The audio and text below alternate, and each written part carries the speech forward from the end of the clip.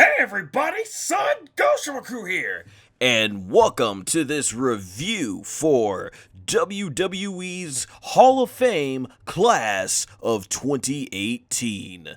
So yeah, basically what we've got here is just gonna go ahead and give my quick thoughts on what we saw at the Hall of Fame. It was about a week ago, so unlike a lot of the reviews, the speeches that we heard in the show where they said, almost just about everybody who said they would keep it short and sweet and simple and to the point, they kept going on. Hey, it's their moment, so much props to them. But definitely for this review, make sure to keep it sweet and short. So things started off with Edge and Christian coming out to induct the Dudley Boys, and then the Dudley Boys basically went on. They went on for about, I think, a good 40, for about a good, dare say about 40 something minutes, or 43 minutes. It was a pretty lengthy speech, but I was entertained through all of it.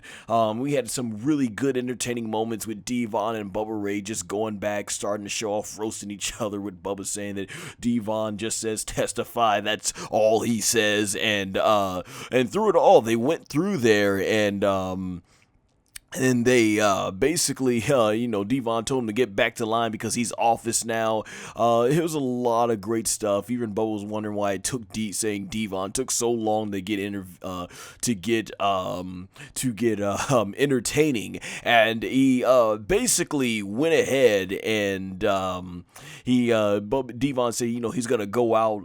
If he's gonna go out, he's gonna go out with a bang, and it was just pretty good stuff. Talking about he even made a little dig at Mr. T for talking about his mother, and he was saying how much he appreciated his mother, and everything, and just talking about his family. Bubba did the same about, talking about his family, and they talked about a lot of really good, cool stuff, and they even brought Edge and Christian and the Hardys up on stage, so it's pretty cool. I grew up watching those TLC matches when we met Bubba Ray Dudley back in 2000, last year, 2017, at the Hall of Fame. We were telling them how much those matches, was a great fun, how fun they were to watch, so it was really cool meeting Bubba Ray, and I'm very happy for Bubba Ray Dudley and Devon Dudley. Grew up watching them as the Dudley Boys, so to see them get recognized for this awesome moment, it was really good stuff. The crowd loved it, so yeah, man, I really enjoyed it. I definitely think this was by far one of the most entertaining speeches of the entire night, so once again, definitely check it out. Good stuff. They ended the Hall of Fame, they ended their speech where it looked like they were saying they ran too long, and it was just a stage guy who probably was just a local indie wrestler or somebody who's developmental NXT, and Bubba Ray went ahead and they put him through the table, so that was pretty cool. I think this is the first time we ever seen like them do something like this on the Hall of Fame, so yeah, that was pretty good, entertaining stuff. And then from there, we had Jimmy Hart do the inductions for Hillbilly Jim. Now, Hillbilly Jim himself as well went a long time, I think just as long as the Hardys, and Hillbilly Jim, he went quite on for a long period of time, definitely.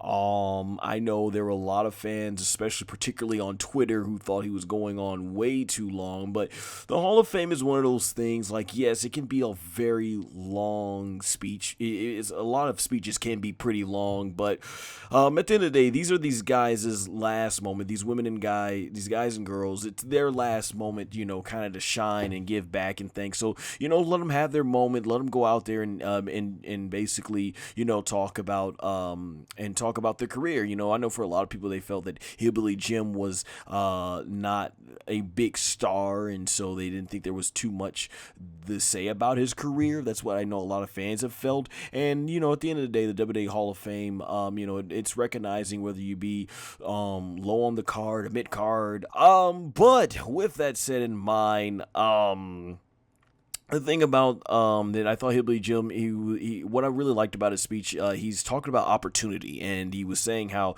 that word really stood out to him, and he was talking about as he was going is that make the most of their opportunity. So definitely, yeah, Hillbilly Jim, congrats to him, getting honored. From what I've heard, he's a really nice guy and everything. So definitely, it's a very lengthy speech, but if you're ready to take something good from it, opportunity is definitely something good. I'm happy for him and everything. Moving on, we had Molly Holly, which, if you guys have heard in my Royal Rumble review, Molly Holly is definitely one of my favorite, if not, yeah, she's in my top two between, Lita and Molly Holly both are kind of actually share the equal spot of my favorite women's wrestlers of all time. So it is always great to see Molly Holly, who still looks tremendous, and she went ahead and spoke with Ivory. For some reason, though, I don't know if anyone notices, Molly Holly was standing out there for the entirety of Ivory's speech. I'm not sure why. I've never seen that with the other Hall of Fame speeches. I don't know why. But yeah, and Ivory came out, and Ivory definitely still looks tremendous. Much props to these women and everything. Just really showing, you take good care of yourself and everything, and everything. Age is really only a number, right? Obviously, and everything when it comes to that. So yeah, much props to Molly and Ivory both on that. Definitely, life of fitness does the body good, obviously. But with that said in mind, Ivory's speech was mostly based on, I guess she had never got married, unfortunately, and so she sort of took this whole thing as her wedding. She took this sort of like her wedding, like it was a wedding reception and everything. So that's how she put everything. It's cool though seeing Ivory get inducted into the Hall of Fame. Obviously, I would love to see China be inducted. I was always a fan of Ivory, but yeah, I think a lot of us would love to see China go in and everything, but I guess in due time, right? But overall, Ivory was a pretty good speech. She was very excited and very energetic and had a lot of energy and everything. So definitely made it. That's one of the things I enjoyed about her speech. So much props to Ivory. Next, we had Triple H induct Kid Rock. Now, this was the controversial one because a lot of people did not want Kid Rock to be inducted into the Hall of Fame because it's like, what did he do outside of doing an entrance for The Undertaker and basically doing music, doing some music performances? He was in the celebrity wing. You think of more other celebrities who have really done a huge impact on the WWE, like Cyndi Lauper. Hey, here's what it is. They want the press, and at the time I thought there was an agenda here, because if you look at some of the past celebrity wing inductions, they put Arnold Schwarzenegger in the Hall of Fame, and what ended up happening? Triple H went into his Hall of Fame, and he ended up doing a part of Triple H's entrance. They had the whole Terminator thing at WrestleMania 31, and then take a look at Snoop Dogg. He went in, and what did they do with Snoop Dogg? Well, Snoop Dogg ended up not only doing the commercial theme song for WWE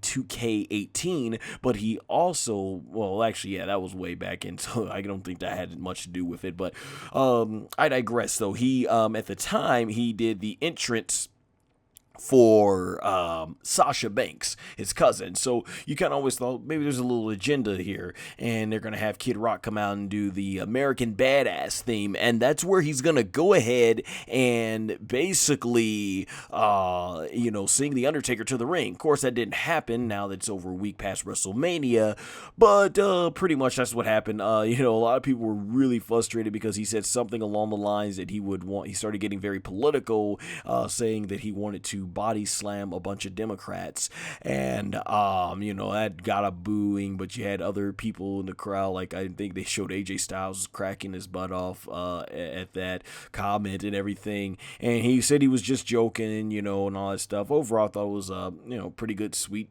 sweet to the point speech. He had probably one of the shortest speeches there and everything. I do agree with my friend, the man 0001, that, wrestling fans, a lot of them are trying to escape, that, like, it's not the time and a place, and obviously that's not the time and place to bring up that. Most people want to enjoy the weekend wrestling, and getting a lot of people can get very touchy when it comes to politics and religion and all that stuff. So yeah, that was the controversial one.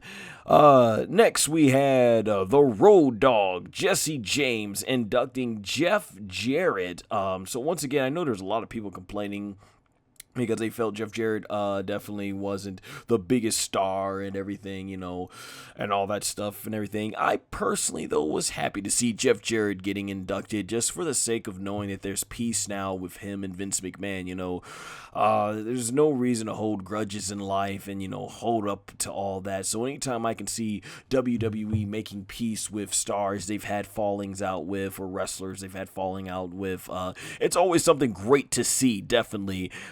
So it was really cool. Jeff Jarrett, he brought up some great Owen Hart stories and talked about ribs that he did with like Edge and Christian and everything. And he talked about, practically everything in his career but Impact Wrestling. There were some fans chanting TNA.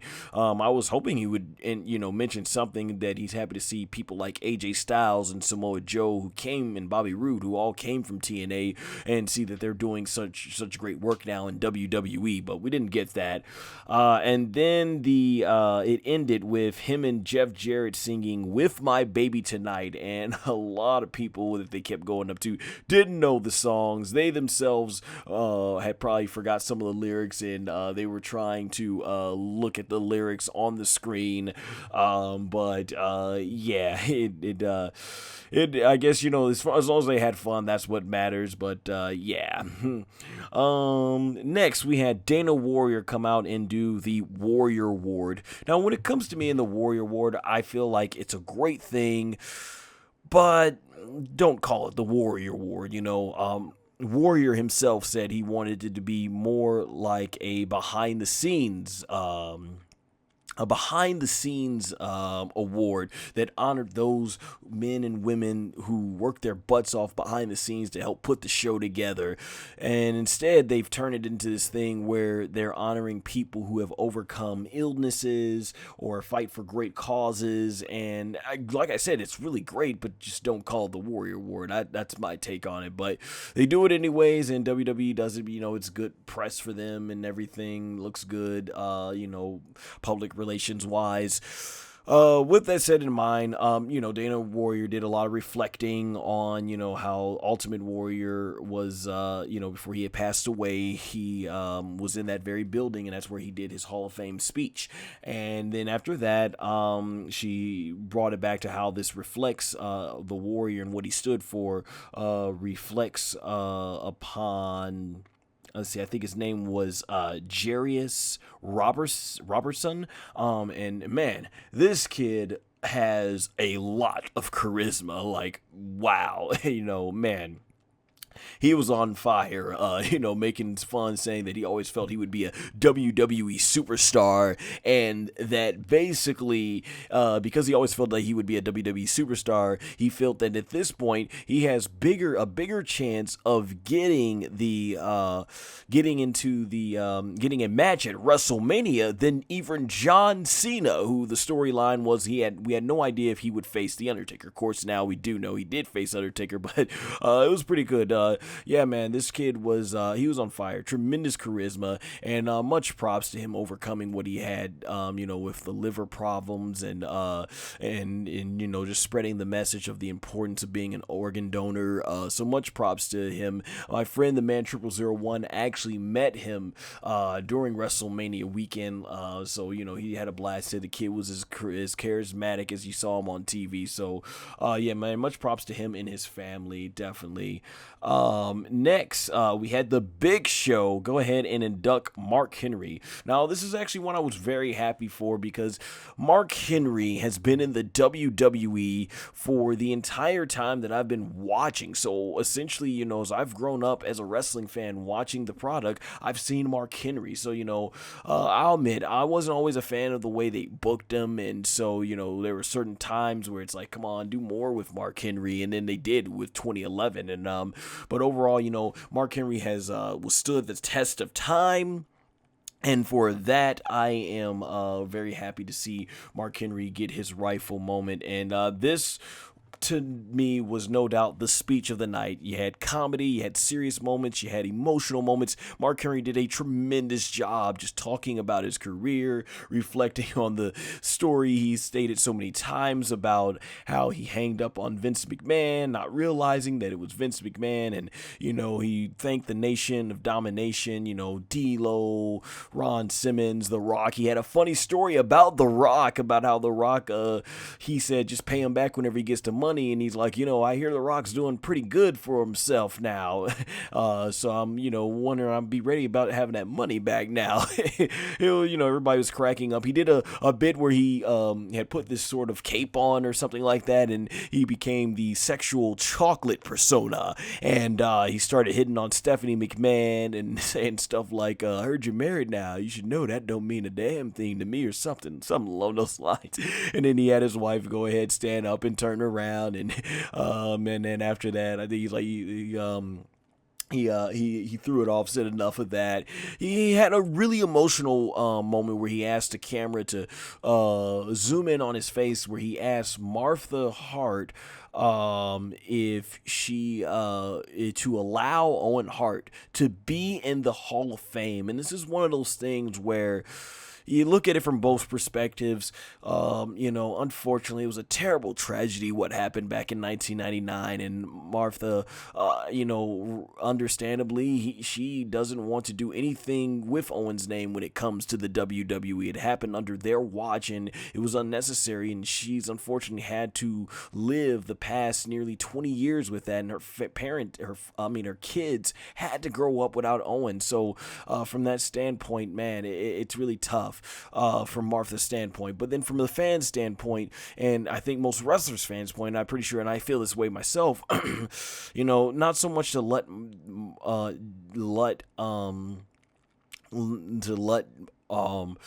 Owen Hart go in the Hall of Fame to glorify WWE, but more so for the fans that grew up watching him like myself and want to remember and see him remembered for his work, and for newer fans who aren't aware of Owen Hart, for this to be a chance to educate them on why Owen Hart was an important part of that company back in the 90s. It would be huge for that moment.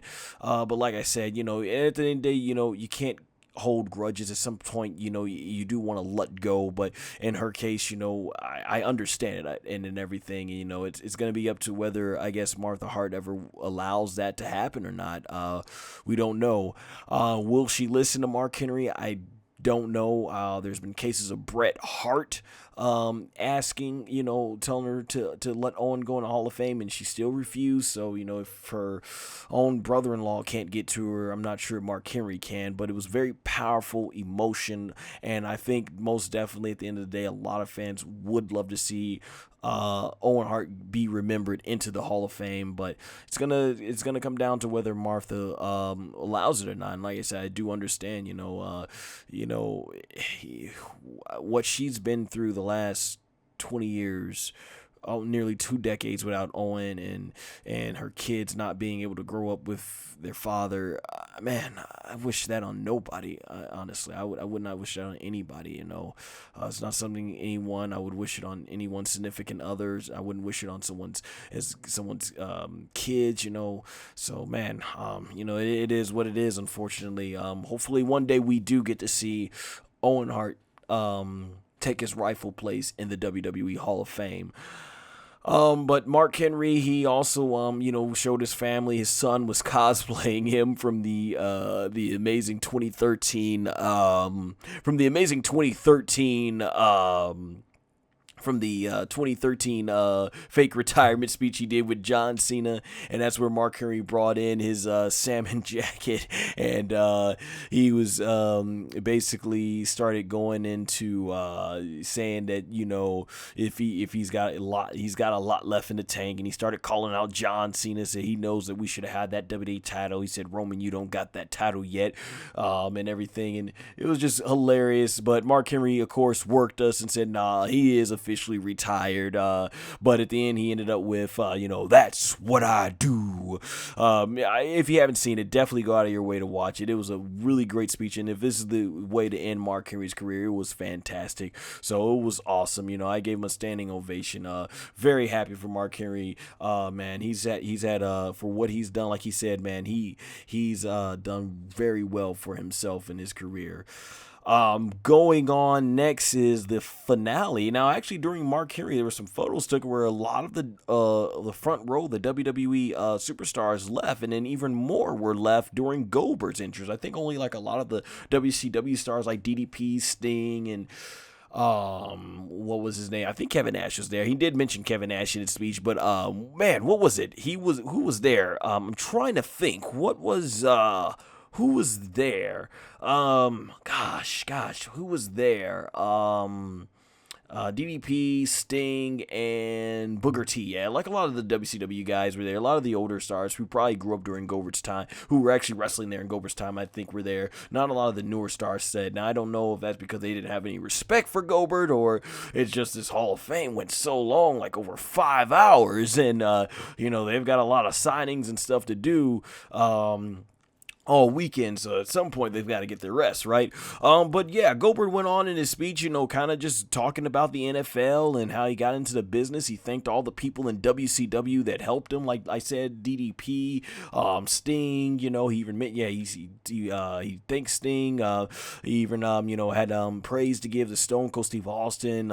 He told a hilarious story with about Stephanie, where Stephanie told him he can't bang his head on the door before he leaves, and he's like, that's how he gets into character. So he said he went ahead and he smashed his fists up against the door and broke his arm, and he said he must have done pretty good at acting because no one never noticed. And obviously that was the first time he told this story. You know, he talked about you know, how I think it was fun to work with Paul Heyman. I think I forgot to mention that. Yeah, Paul Heyman talked about personally how he got to learn a lot from Goldberg, and I think it came out that you know, he worked with Goldberg putting together the promos and the match and the program with Lesnar last year, and he said he really respected this man as a father, and he said professionally he gave Goldberg, and you know, in the storyline he gave Goldberg the biggest Goldberg gave Brock Lesnar, you know, the biggest challenge of his career and everything. So he kind of just mostly stayed in kayfabe. And getting back to Goldberg's speech, yeah, you know, he mentioned about how surreal it was. He mentioned that, hey, man, he was very miserable about wrestling the business for so many years, and then he finally came back, and, you know, he talked about how much his family meant to him and everything. And you could just really tell. What I liked about Goldberg's speech, he did go pretty long and everything, but most speeches go long, right? But through the speech, what I loved is you could tell that Goldberg has become a changed man than who he was last year. Not last year, but who he was before in the past, you know, and that the whole experience really has helped him become a better person, and just seeing how his family has positively affected his life. So it was really good to hear Goldberg basically be at peace now, and he ends his speech saying that you never say never, and he asks, who's next? And, you know, that was pretty cool.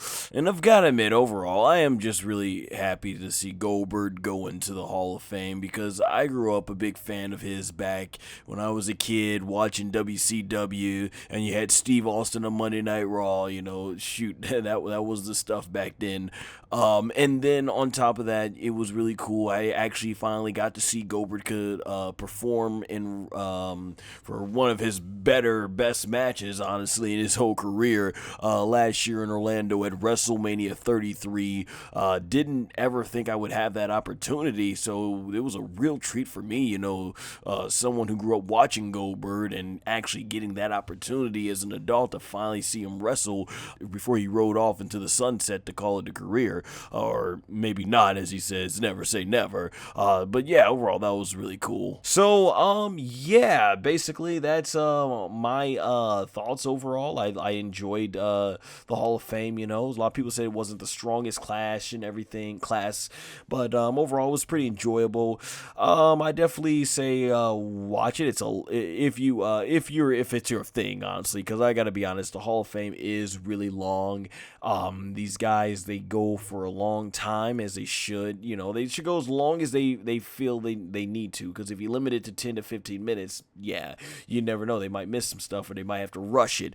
So definitely I would say if you grew up watching any of these guys, and definitely go out your way to just at least check those out and everything, or if you don't mind, I'll definitely say if you don't mind sitting through 5+ hours watching, wrestlers of the past, reminisce and talk about their careers, and definitely go ahead and check it out. So with that said in mind, hope you enjoyed my review / recap of the WWE 2018 Hall of Fame class. I will be back with a review for NXT TakeOver New Orleans. I almost wanted to say Brooklyn there, but I'll be back for NXT TakeOver New Orleans, and also have a review coming up with Steve-O from the Too Sweet Cosplay group and the Man 0001, who both were in New Orleans for WrestleMania 34. So you guys will get the live perspective. We all three will do a WrestleMania review, so be on the lookout for that coming.